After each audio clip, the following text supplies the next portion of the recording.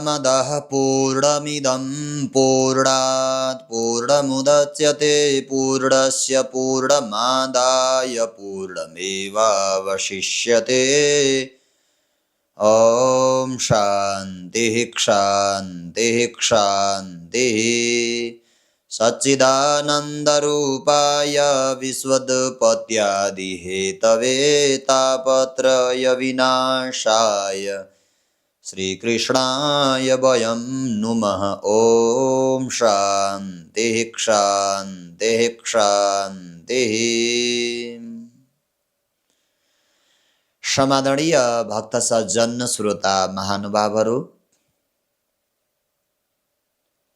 कर्म भक्ति र ज्ञानको संवाहक सनातन टेलिभिजन मार्फत हामीले जगद्गुरु भगवान योगेश्वर श्रीकृष्णका मुखारविन्दबाट अर्जुनलाई निमित्त बनाएर हामी संसारी जीवहरूलाई उद्धारार्थ विशिष्ट प्रकारले उपदेश गरेको ग्रन्थ श्रीमद् भगवद गीता श्रवण गरिरहेका छौं। द्वितीय अध्याय सांख्य योगको प्रसङ्ग चलिरहेको छ। आत्माको विचित्र प्रकारको स्वरूप, विशिष्ट प्रकारको स्वरूप निरूपण गरिरहेका छौं। हिजोको प्रसङ्गमा मान्छेले जसरी पुरानो कपडा परिवर्तन गर्दै नयाँ नयाँ कपडाहरू धारण गर्छ, लगाउँछ, यस्तै प्रकारले यो हामी भित्र बसेको जीवात्माले पनि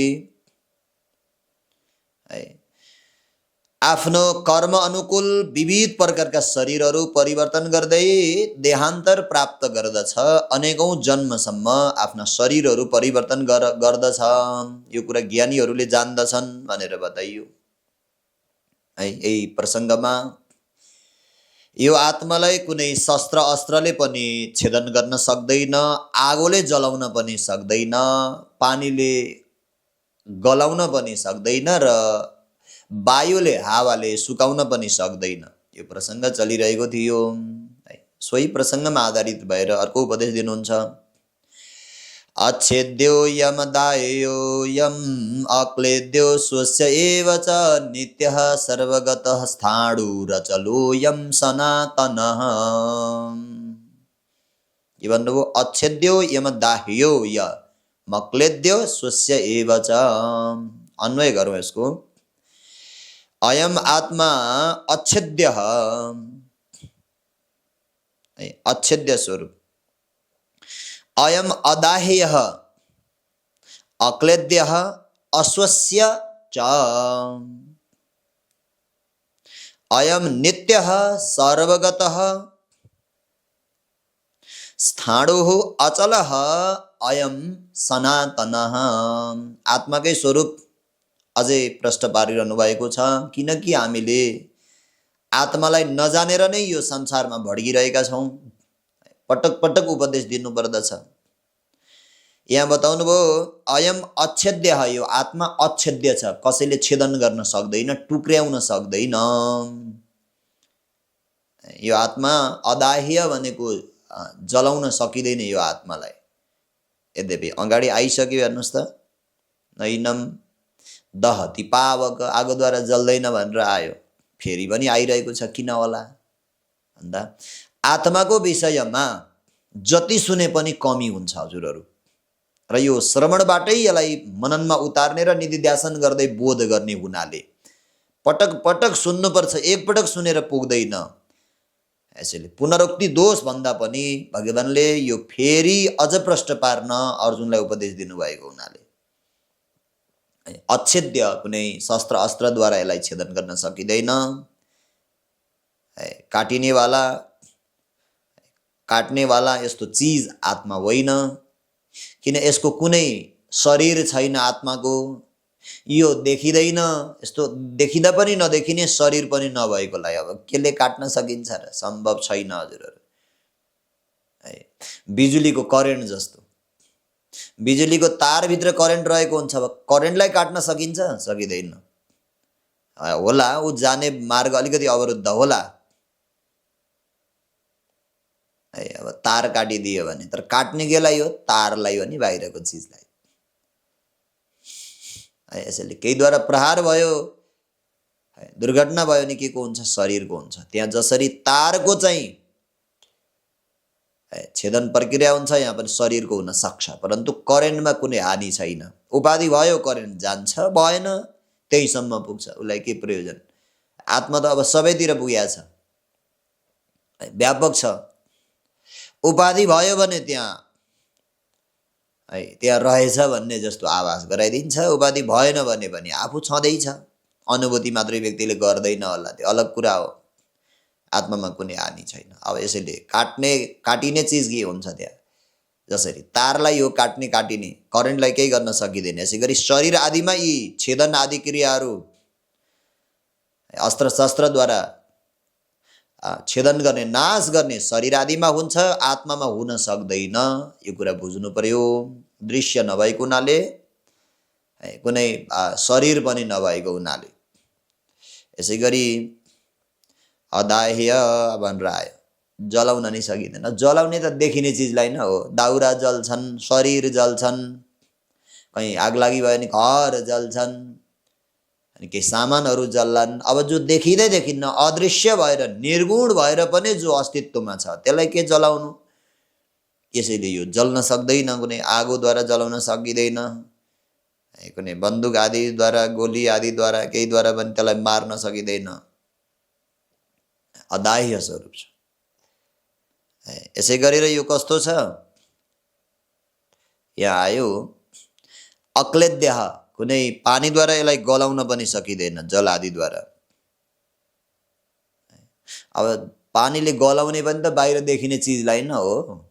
कहीँ केही पातहरू खसे भने गलाइदिन्छ पानीले, कहीँ केही वस्तुहरू खसे भने, सामानहरू भयो भने गलाइदिन्छ, गलाउन मिल्नेलाई।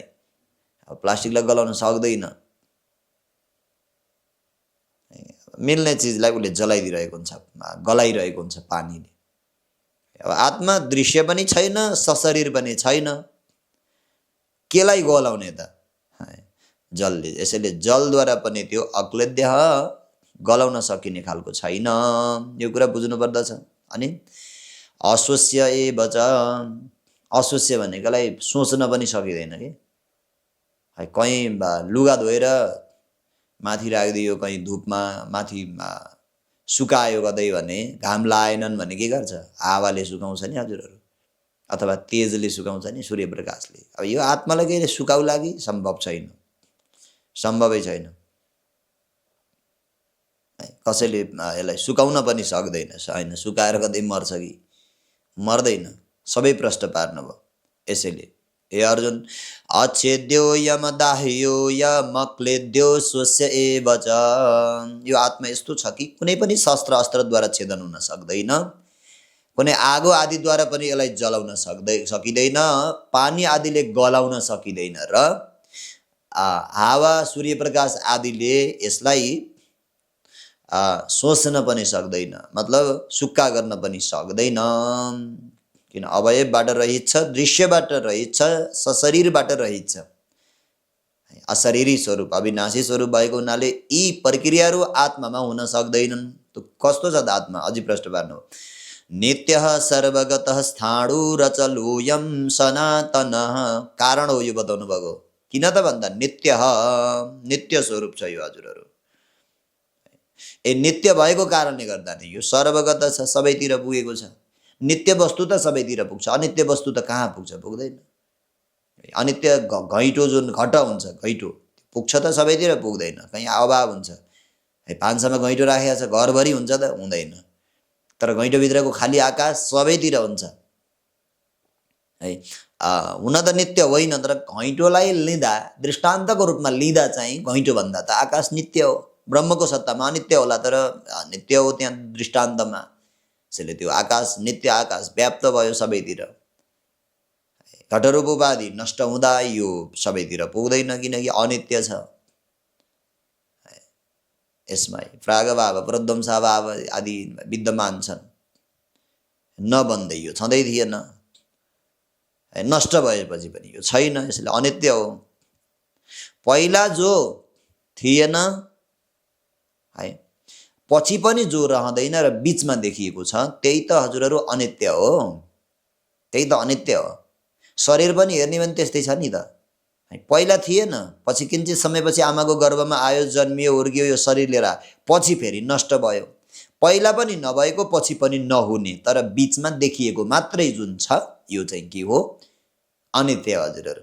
पानीको फोका, पानी आनन्दले बगिरहेको थियो, फोकै थिएन, एक्कासी फोका आयो, बिचमा उठ्यो, अब किञ्चित समयपछि फेरि फुट्यो भनेपछि बिचमा देखिने जति पनि है झुलुक्क अक्कल जुक्कल देखिने जो बिचका हुन्छ नि, सबै अनित्य हुन् हजुरहरू। शरीर पनि त्यस्तै हो, नजानेर हो, यो संसार पनि त्यस्तै नै हो। यो पनि झुलुक्क आएको है ब्रह्माजीको सृष्टिमा, ब्रह्माजीको दृष्टिमा यो संसार एकछिनको एक पलमा देखिएको हो। तर हाम्रो छोटो आयु, जगतको अलि लामो आयु भएर यस्तो लाग्छ कि संसार नित्य हो जस्तो। नित्य हुन सक्दैन है। यसैले नित्य वस्तु जुन आत्मा छ यो चाहिँ सर्वगत भनेको सबैतिर पुगेको छ है। नित्य भएको कारणले गर्दा नै यो सर्वव्यापक छ। ए बदन अनि स्थाणो सर्वव्यापक भएको हुनाले नै यो के छ? अचल छ। स्थाणो भनेको के? कहीँ रुखको ठुटो हुन्छ नि हजुरहरू, मुडो हो, त्यस्तै गरी अटल छ, कुटस्थ छ। कसरी? कुनै रुखलाई काट्यो, सुक्यो, त्यो हिँड्छ त कतै, यताउता जाने हुन्छ, त्यो त अटल हुन्छ। मान्छेले हल्लायो भने हिल्लेला अलि लामो समयपछि। त्यही पनि ठुलो रुखको छ भने हल्लाउनै सक्दैन, त्यो अचल छ। थाडो जस्तो, रुखको ठुटो मुडो जस्तो अचल भएर रहेको छ यहाँ दृष्टान्तमा। किन? व्यापक वस्तुमा कुनै क्रिया नै हुँदैन त त्यो कहाँ जाने त? जो व्यापक छ, सबैतिर छ जो भने अब त्यो कहाँ जाने त? कहीँ न कहीँ त्यो सबैतिर पुग्या हुन्छ। कुनै घरको मालिक घरमै छ भने सोद्धाखेरि कसैले घरमा हुनुहुन्छ भनेर सोध्यो भने घरमै हुनुहुन्छ, यो कोठामा हुनुहुन्छ भन्छ, भन्दैन। यहाँ हुनुहुन्छ भन्छ, भन्दैन। हजुर घरमै हुनुहुन्छ। घरभरि जताकतै पुगेको त होइन नि त, तर व्यवहारमा के हो? घरभरि हुनुहुन्छ भने जस्तो आभास भयो। घरभरि हुनुहुन्छ भने जस्तो आभास भयो। यस्तै प्रकारले यो सर्वगत भनेको सबैतिर पुगेको हुनाले यो कस्तो छ? स्थिर छ। व्यापक चिजको कहिले पनि क्रिया हुँदैन। जसले सबैतिर ढाकेको छ त्यो कहाँ जाने त? कतै न कतै। जो व्याप्य छ, सानो छ, त्यो व्याप्य सानो वस्तु बल्ल हिँड्ने जाने आदि क्रिया हुन्छन्। हाम्रा शरीरहरू हिँड्छ नि, किन? सानो छ। व्यापकले त यो व्याप्य वस्तुलाई व्याप्त गरेको हुन्छ, तर व्याप्य वस्तुले व्यापकलाई फेरि व्याप्त गर्न सक्दैन। दुईटा कुरा छन्।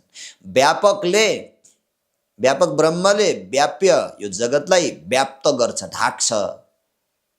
तर यो व्याप्य जुन चाहिँ यो संसार हो, यो व्याप्य संसारले व्यापक ब्रह्मलाई चाहिँ व्याप्त गर्न सक्दैन। यो बुझ्नुपर्छ। यसैले यो ब्रह्म सर्वव्यापक भएको हुनाले गर्दा नि कस्तो छ? यो स्थाणु भनेको स्थिर छ, अचल छ, अत्यन्त अचल छ है। स्थिरत्वात् अचल, स्थिर भएको हुनाले गर्दा नै यो के छ? अत्यन्त अचल छ। यसैले गर्दा नै यो है अचल आयो नि यहाँ, स्थाणु अचल, त्यो स्थिर भएर नै अचल हुने हो। अयम सनातन, यो सनातन छ, कहिले पनि नाश नहुने, अविनाशी, कहिलेबाट यो भएको भन्ने पनि भन्न नसक्ने है। अनादि भएर पनि सनातन, सदैव रहने, सदैव रहने भनेर बताइयो। यसैले सनातन छ, कुनै कारणबाट फेरि उत्पन्न भएको पनि होइन। कुनै कारणलाई लिएर यो फेरि उत्पत्ति हुने पनि हुँदैन यसमा। यसै गरेर यो शाश्वत सनातन छ। यसैले नित्य सर्वगत, नित्य स्वरूप छ, सबैतिर पुगेको छ, अचल छ है, स्थिर छ र सनातन यो आत्मा भएको हुनाले हे अर्जुन तिमीले आत्मालाई यस्तो प्रकारले जान भन्नुभयो है। अर्को प्रसङ्ग बताउनु भयो। अव्यक्तो यमचिन्त्यो यमविकार्यो यमुच्यते तस्मादेवं विदित्वैनं नानुशोचितुमर्हसि। अर्को प्रसङ्गमा फेरि बताउनु भयो, अन्वय गरौँ।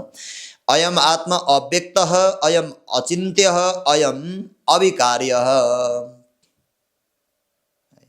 उच्यते, यस्तो भनिन्छ। अनि तस्मात् एनम एवं विदित्वा अनुशोचितुम है न अर्हसि, तुम न अर्हसि। के भन्नुभयो? यो आत्मा कस्तो छ? अव्यक्त, अव्यक्त छ, इन्द्रिय आदिद्वारा व्यक्त हुन सक्दैन।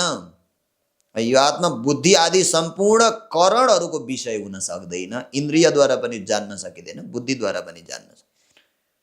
उपनिषदहरूमा आएको छ, नायमा आत्मा प्रवचनेन लभ्यो न मेधया न बहुधा श्रुतेन भनेर त्यहाँ वाक्यहरू आएका छन्। अति बुद्धिद्वारा पनि, अति श्रवण गर्दैमा मात्रै पनि, है मिठो प्रवचनद्वारा पनि, अथवा वचन बाणीको विषय होइन भन्न खोजेको, बुद्धिको विषय, मनको विषय होइन यो आत्मा। तथापि हामीले किन फेरि सुन्ने, प्रयोग गर्ने त, उपयोग गर्ने त करणहरू, यिनी बुद्धिहरू किन शुद्धि गर्ने? यिनी अशुद्ध भएका छन्, यिनमा भएको अशुद्धि अज्ञानलाई हटाउनलाई हो, आत्मालाई जान्नलाई होइन। आत्मा त अलरेडी जानिएको वस्तु हो, यसलाई जान्नुपर्ने फेरि नयाँ कुनै साक्षात्कार गरेर भनिदिन्छ नि हामी, नयाँ फेरि बाहिरबाट ल्याएको होइन, स्वयं स्वरूप हो। यसलाई जान्न नदिने अज्ञानका जन्जाल जति छन्, यिनीलाई नष्ट गर्न चाहिँ के गर्नु पर्यो हो? वचन, बाणी, श्रवण, इन्द्रियहरू प्रयोग गरेर बुद्धिलाई निखार्दै मनका वासना हटाउँदै हटाउँदै अभ्यास गर्न परेको हो। किन? अज्ञान र अज्ञानको कार्यलाई नष्ट गर्न। अनित्य चिजमा सत्य बुद्धि भएको छ, नित्य बुद्धि जुन भएको छ त्यसलाई हटाउन हो, आत्मालाई जान्न त होइन। आत्मा त जानिएको वस्तु हो, स्वाभाविक। नजानेको जस्तो बनाइदिएकालाई ठिक पारे, ऐनालाई चलाएकै होइन, ऐनामा लागेको धुलो पो पुछ्या हो त। आत्माको कुनै चलाएकै होइन, आत्मालाई जानेकै होइन। आत्मालाई यहाँ छुट्टै जान्ने अलग रूपमा साक्षात्कार गरेकै होइन, आत्मालाई जान्न नदिने वस्तुलाई निषेध गरेको मात्रै हो, है। यसैले बुद्धि आदि करणको पनि यो आत्मा विषय हो, हुन सक्दैन, यिनीद्वारा जान्न सकिँदैन। यसैले अव्यक्त स्वरूप छ, व्यक्त गर्न सकिँदैन। अतएव अचिन्त्य, यो यसै गरी अचिन्त्य पनि छ, है, चिन्तनद्वारा पनि जान्न नसकिने छ। किनभने जो पदार्थ इन्द्रिय गोचर हुन्छ त्यही पदार्थ नै चिन्तनको विषय हुन्छ। हजुरहरू, आत्मा इन्द्रियको विषय नै छैन, मनको विषय नै छैन भने, चित्तको विषय नै छैन भने अब यो कसरी चाहिँ चिन्तनले जान्न सकिन्छ त? जान्न सकिँदैन। तर अघि नै भने जस्तै चिन्तनले के गर्छ भन्दा अज्ञान, है, बुद्धिमा भएको अज्ञान, मनमा भएको अज्ञानहरूलाई यिनलाई हटाइदिने मात्रै काम गर्छ, आत्मालाई जान्नको लागि होइन, हटाउनका लागि मात्रै हो। हटेपछि त आफै बलिरहेछ, पहिले बलिरहेछ, फेरि बाल्ने नै होइन। यसैले यो कस्तो छ? इन्द्रियको विषय नभएको हुनाले गर्दा नै यो चिन्तनको विषय पनि हुन सक्दैन। यही आत्मा इन्द्रिय गोचर नभएको कारणले गर्दा नै यसलाई के भनियो हजुरहरू? अचिन्त्य भनेर बताइयो।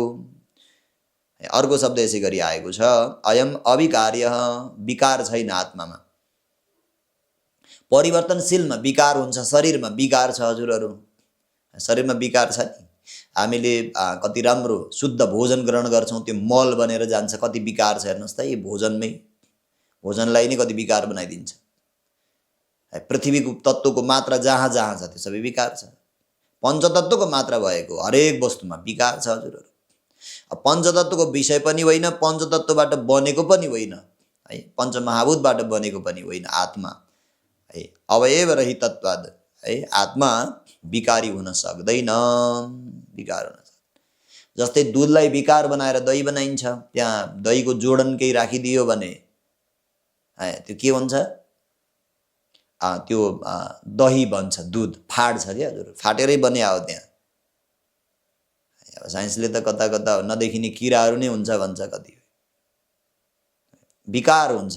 दुधलाई विकार बनाएर दही बनाउन सके जस्तै आत्मालाई विकार बनाएर जीवात्मा बनाउने हुँदै होइन, सकिँदैन। आत्मा निर्विकार स्वरूप छ, विकार रहित छ, यसमा कुनै पनि प्रकारको विकार आउँदैन। अगाडि बताए जस्तो यो बालकपन, जवान र बुढियाई यो शरीरको हो, आत्माको होइन। यसैले यो कुनै पनि परिवर्तन आत्मामा नभएको हुनाले यो विकारी वस्तु पनि होइन, है। निरवयवत्वाच्च अविक्रिय भन्नुहुन्छ शङ्कराचार्य, है। अवयवबाट रहित भएको हुनाले गर्दा, है, कुनै पनि अवयवहरू, यसका अङ्ग प्रत्यङ्गहरू केही नभएको कारणले गर्दा यो आत्मा अविक्रिय स्वरूप छ। किनभने कुनै पनि अवयव रहित निराकार पदार्थ विकारवान भएको संसारमा कहीँ पनि केही पनि देखिँदैन। निर्भय वस्तुको कुनै विकार भएको हुँदैन। अतः विकार रहित भएको कारणले गर्दा यो आत्मालाई अविकारी भनेर बताइयो। आत्मा अविकारी निर्विकार स्वरूप छ भनेको छ हजुरहरू है। तस्मादेव यथोक्त प्रकारेण एनम् आत्मानं विदित्वा त्वं न अनुशोचितुम् अर्हसि हन्ता अहं येषां मया एते हन्यते इति। यस्तो प्रकारले हेर त अर्जुन, यो आत्मा कुनै बुद्धि आदि उपकरणहरूद्वारा करणहरूद्वारा जान्न नसकिने अचिन्त्य अविकारी स्वरूप मुक्त स्वरूप भएको कारणले गर्दा है तिमीले आत्माको विषयमा शोक गर्न कुनै जरुरी नै छैन। कसरी? म यिनलाई मार्नेवाला हुँ भनेर आफूलाई शरीर लिन जरुरी छैन। तिमी त ब्रह्म हौ बाबु, ब्रह्म स्वरूप हौ। अब के को ब्रह्मले कसलाई मार्ने कि मर्ने? त्यसो भए मारण मरण क्रिया त हुन्छ नि कसको भन्दा उपाधिको, कर्म आदि जन्जाल साथमा लिएर आएका जुन सूक्ष्म शरीर स्थूल शरीर आदि उपाधि छन् यिनमा हुन्छ यी सबै लडाई हजुरहरू। भोग्ने गुण हो सूक्ष्म शरीर हो, भोगाउने घर गुण हो स्थूल शरीर हो, यिनलाई प्रेरणा दिने अज्ञान गुण हो कारण शरीर हो। यी तीनटै शरीरको लडाई हो यो सबै। आत्मा त पर छ भनेपछि तिमी कसरी यसरी योद्धा हुन सक्छौ? तिमी योद्धा होइनौ, तिमी मार्ने मर्नेवाला होइनौ, यो कुरा निश्चय गर भनेर भगवानले अर्जुनलाई कन्भिन्स गरिरहनु भएको छ, सम्झाइरहनु भएको छ यथार्थ ब्रह्म ज्ञानद्वारा है। यो बताउनु भयो अगाडिको प्रसङ्ग। अथ चैनं नित्यजातं नित्यं वा मन्यसे मृतं तथापि त्वं महाबाहो नैवं शोचितुमर्हसि। अर्जुनलाई अलि ब्रह्मज्ञान बढी भयो कि है आत्मज्ञान सुनेर उडाइरहेका छन् कि ग्रहण गरेका छैनन् कि भनेर भगवानले अझै सम्झाउँदै सरल रूपमा बताउन थाल्नुभयो। के भन्नुभयो गरौँ। अथ च एनं नित्यं जातं नित्यं वा मृतं मन्यसे तथा अपि हे महाबाहो त्वं एवं शोचितुम न अर्हसि। ल बाबा ठिकै छ, यो आत्मा नित्य हो, यसलाई कसैले मार्न मर्न सक्दैन। तिमी निर्विकार स्वरूप आत्मा हो भन्ने कुरा मैले तिमीलाई बताएँ। तर यदि भ्रान्तिको कारणले गर्दा अज्ञानको कारणले गर्दा तिमीले यो आत्मालाई जन्म लिने र मर्ने यदि सम्झन्छौ भने पनि है यसरी सम्झाउनु भएको छ। हुन त होइन, हुँदै होइन, यो श्रुति सिद्धान्त विपरीत छ, वेद विरुद्ध छ। अर्जुनको भाषामा सम्झाउन लानु सरल रूपमा, जानेन कि बच्चोले भनेर। तर यदि तिमीले यो अव्यय स्वरूप आत्मालाई तिमीले जान्न सकेनौ र आत्मालाई जन्मनेवाला र मर्नेवाला जसरी शरीर हुन्छ त्यस्तै सम्झियो भने पनि, यदि मान्छौ भने पनि अब यो जन्मने वस्तु त नष्ट हुन्छ नै, जन्मने आउने जाने हुन्छ नै आत्मा।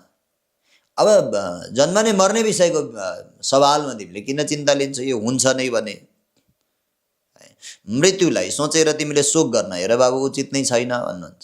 आत्मालाई एकैछिन जन्मने र मर्नेवाला जस्तै बनाइदिनु भएको छ भगवानले अर्जुनलाई सम्झाइदिनलाई उनकै भाषामा।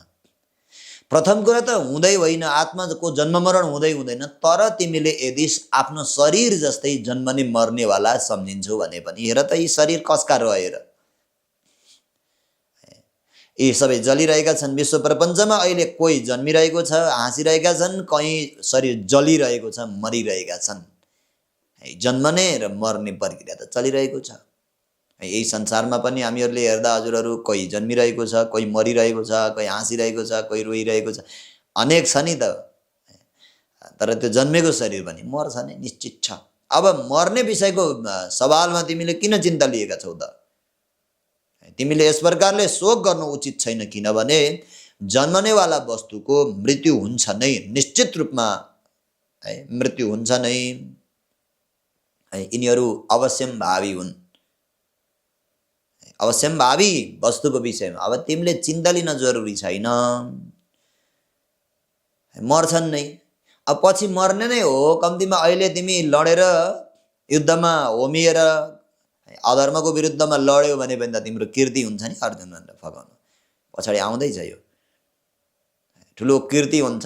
मर्ने नै हो, कम्तीमा मर्ने नै हो भने पनि धर्मका लागि मर, नाम कमाएर मर यस्तो बुझाउन खोज्नुभएको सरल भाषामा भगवानले है। यसैले अथ चैनम नित्यजातं नित्यं वा मन्यसे मृतं तथापि तुम महाबाहो नैवं सोचितुमर्हसि।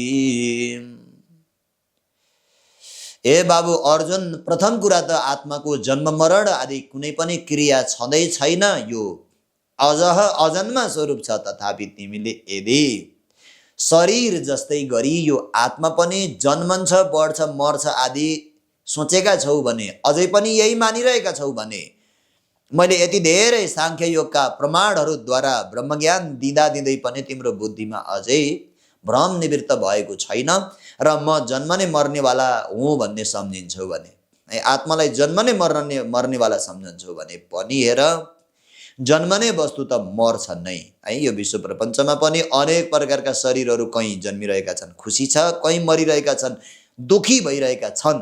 यो प्रक्रिया ध्रुव सत्य हो, हुन्छ नै भनेपछि अब किन रुन्छौ? अब किन रुन्छौ त? आउने चिज जान्छ नै भन्ने थाहा छ, जुन आयो त्यो जान्छ नै।